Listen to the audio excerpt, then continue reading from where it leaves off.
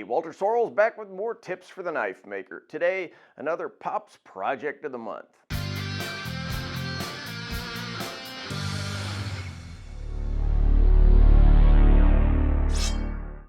Welcome to another Pops Project of the Month. Today, I'll be making a Santoku style chef's knife. This design will be kind of a Western take on the Japanese chef's knife. This is a little closer to the Japanese approach than some of the European commercial Santoku style blades that you might see from, Wusthof or those kind of commercial manufacturers, but it's not quite fully Japanese either. It'll have some really exciting features, as well as being more or less the US debut of a very special steel from Sheffield, England, which, as any knife nerd knows, is the cradle of the English cutlery and steel business. As always, our Pops Project of the Month is sponsored by Pops Knife Supplies. Most of the supplies I'll use during this build are available from Pops, so if you're interested in making this project yourself, you don't have to go chasing all over rounding up supplies for the build. All right, let's jump in. As I alluded, the core of this build is a brand new high carbon steel fresh off the boat called Sheffcut that's exclusive to Pops. And when I say fresh off the boat, I mean it. This piece of Sheffcut literally came from the first load off the boat from England about 3 weeks ago. Pops is the only place in the US that's got it.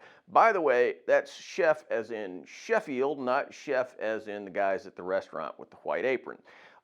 Anyway, we'll get into some of the details in a minute, but trust me, this is a really cool steel. It has a bit of a Japanese inspiration, and that's part of the reason for the Japanese-inspired blade that I'll be making today. I'll begin by laying out the design. I've showed a ton of different ways of laying out blade designs over the years, but one of the easiest is just to draw the design to scale on a piece of paper. Once you're happy with that, cut it out with a knife, then trace it onto the blade. In this case, I'm using layout fluid and a scribe, but you can also do it with a Sharpie.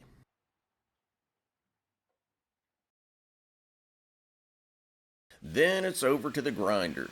If you're new to grinding, this is pretty simplistic work. Just hog off everything that's not shaped like a knife.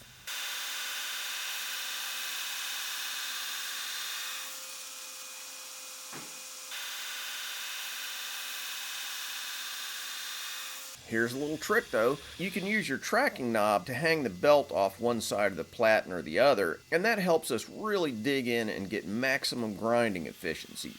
Hanging the belt off the side like this allows you to be more aggressive, and because it folds in a little, you're both maximizing the amount of abrasive pressure and you're avoiding stripping fabric off the side of the belt, which can totally wreck your belt. While we're grinding, let me mention one of the cool things about Sheffcut. This steel is already normalized and ready to quench. You just grind it and bam, straight into the heat treating oven with no need for any complicated thermal cycling before the quench. This will be a hidden tang knife, as is traditional with virtually all Japanese knives. This results in extremely light, nimble, easy to use knives. The main feature of the Santoku is that it has a steep drop toward the point and a relatively flat edge, so it excels at slicing and chopping.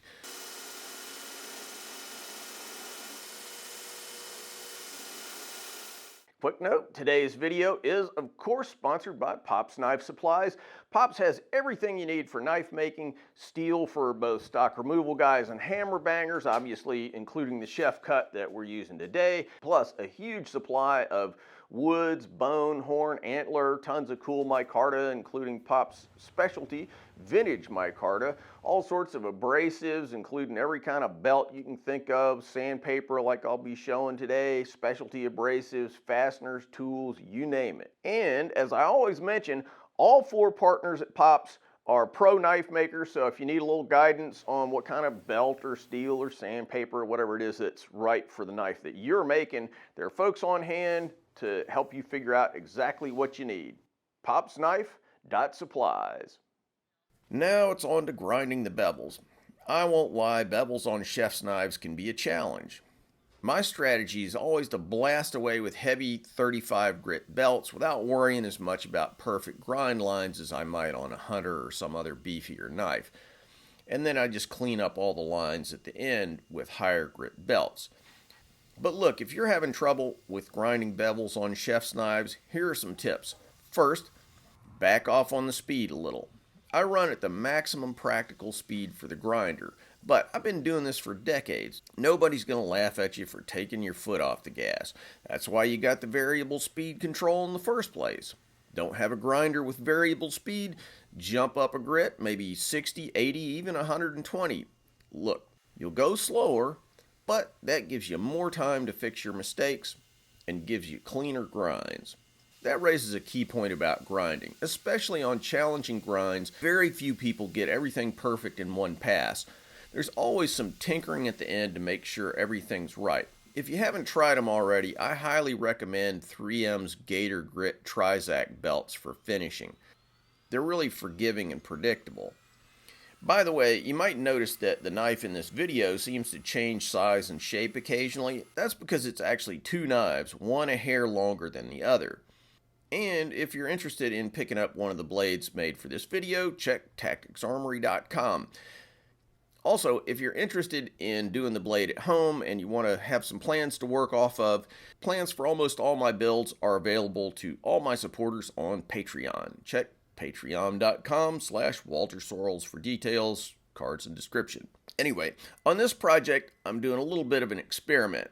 Joey at Pops sent me this clay material for making jamones. It's Nuclear Jamon 1800. I've always used a high temperature cement called Satanite, but this product is specifically formulated for jamones, so I'm going to try it out, see how it fares. Here I'm laying out the clay. I'm going about this more or less the way I'd normally do it on one of my Japanese style blades, so it'll undoubtedly take a little tinkering to dial this new product in, but having used more or less jury-rigged products most of my career, I'm really psyched to be trying something specifically made for the job. There's no mixing, no fussing around getting the consistency right. Just open the jar and start applying it. It's very consistent. It's a little thinner than what I would normally use, but the key point is that it goes on really cleanly and predictably with no lumps or runny spots. If you haven't done the jamon thing before, you always want to go into heat treat with the clay fully dried or it'll just boil right off the surface once it heats up. So if you're in a rush, and I'm kind of running up against a deadline here, you can always speed up the clay by hitting it with a propane torch or a heat gun. Boom, dry. So as we get ready to heat treat, let's talk a little bit about the Sheffcut steel I'm using for this project. Pops partnered with Ground Flat Stock of Sheffield, England to bring a high carbon steel somewhat analogous to Japanese white paper steel, or sort of a spiced up version of 26C3 steel for those of you who are familiar with that. Anyway, it weighs in at around 1.3% carbon, relatively low manganese, and with a dab of niobium and some other alloying elements. You can get the Google datasheet if you want more info, but anyway, I'm eager to see how it takes a jamon. It's supposed to be capable of very high hardness, which will make it fantastic for a chef's knife. Per the instructions of the guys at Pops, I'll hold it for about 10 minutes at 1475, then quench in Parks 50, a fast quenching oil.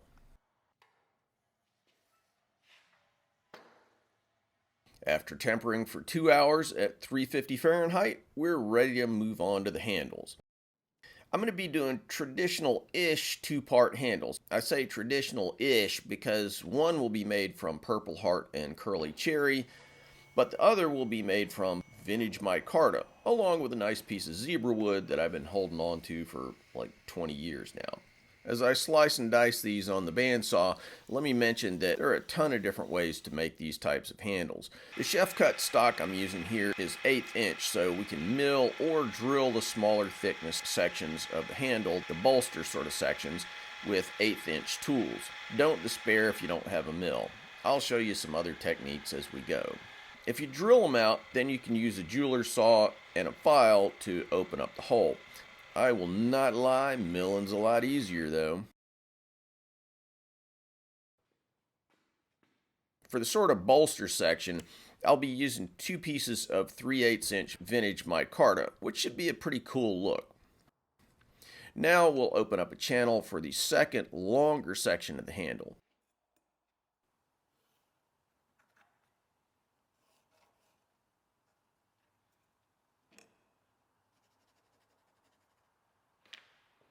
can mill it like I'm doing here,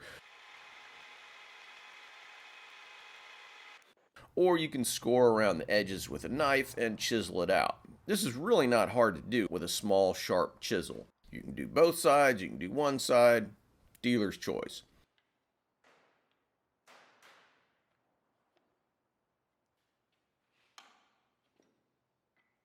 With everything staged and ready for the handles, we'll go back to the blades.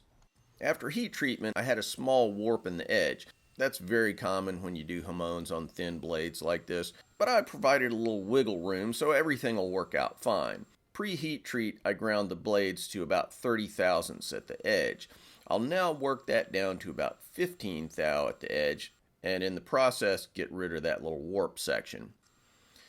Now that the blade's been heat treated, we have to work pretty slowly to avoid overheating the blade. So I'll just go in and out of the water bucket a lot, backing down the speed a little, and just overall trying not to get impatient. Obviously, if you overheat the blade at this point, you can ruin the heat treat and basically have to start from scratch. A quick detour to the filing guide, where I'll quickly clean up the edges where the tang meets the ricasso. Now look, I should have done this before heat treatment, but because I clayed up the tang, preventing it from hardening, everything works out fine. This Sheffcut is screaming hard steel, so if you don't clay up the tang, you can forget about filing anything after heat treat. Back at the grinder, I'll finish up with a Trizac 160 micron belt. So look, there are tons of legit ways to finish a knife. I'll be hand sanding these, so the main goal on the grinder is just to get a nice smooth finish in preparation for the hand sanding. Just to show you that there are many ways to skin the cat, you can use the flat platen,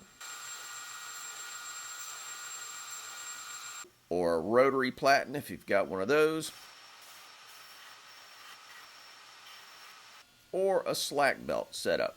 Each one has subtle advantages and disadvantages and produces slightly different results.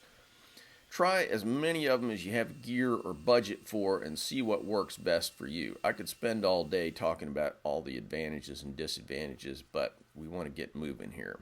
And there we are, nice and clean looking.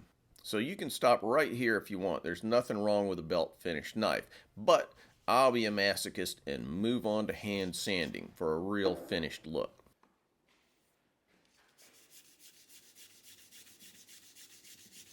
For the hand sanding, I'll be using Indasa Redline sandpaper. The guys at Pops are all knife makers, so they try everything they sell and they just rave about this stuff. Another cool thing that they do with this particular brand of sandpaper is that they assemble sheets into multi-packs of various grits. So that way you can get 50 sheet variety packs of a high or a low grit assortment, and that's really just super handy. Anyway, I'm just taping 220 grit sandpaper onto a surface plate and blasting away till my hands hurt. And then I keep going some more, because quitting ain't an option. Now, switching over to the sanding block to get a really clean, smooth surface. Sometimes, with my swords for instance, I'll run way up to very, very high grits at this point. But in this case, I'm stopping at 600, which still gives a very nice finish that's actually just perfect for kitchen knives. As you can see, the hamon is really starting to pop out now. Like I said, I'll be monkeying around with this nuclear hamon clay some more to get it fully dialed in, but so far so good. Then a quick etch in very dilute ferric chloride, followed by a polish with my favorite metal polish to remove most of the oxides that darken up the steel. And I'm ready to assemble. After a little swearing and wrestling, we've got everything set. I'm using 30-minute epoxy, which I much prefer over the quick set 5-minute variety that you get down at Home Depot. It just allows you to do everything in a much more relaxed way and really get everything right without worrying about it all hardening up on you before you got everything the way you want it.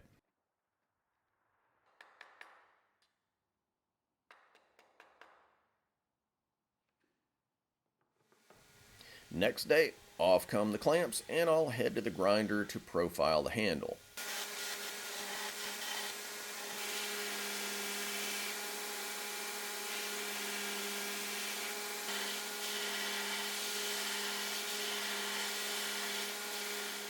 A little hand sanding, a quick application of wax,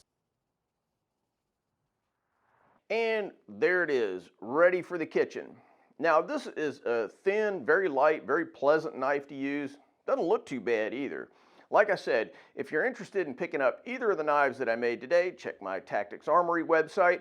And other than a couple of pieces of wood, pretty much everything that I used today came from Pops. You need it, they got it. What more can I say? All right, guys, thanks for watching, and we'll see you soon.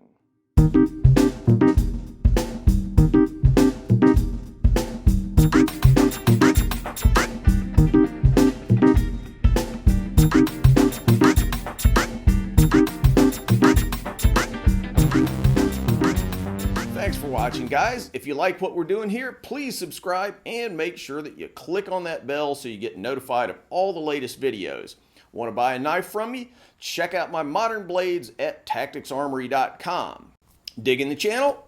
You can support our video making efforts on Patreon. You know, I've been banging away on these videos for like 10 years, so I hope you'll show some love for all that hard work. Link in the cards and descriptions.